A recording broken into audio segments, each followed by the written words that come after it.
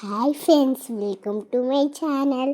ఈ అజ్జ వచ్చేసి మా మమ్మీ ఈ బ్రేక్ఫాస్ట్కి మామిడికాయ పులిహోర చేసిందంట. ఇలా చేసింది చూసేది. ఫస్ట్ అయితే మామిడికాయని తుమ్ముకుంది, తర్వాత ఇవి సెట్ చేసుకుంది.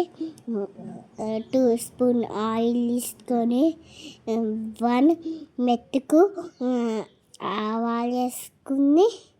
ఇంకా మా మమ్మ అయితే ఏం చేసింది చూసేయాలి.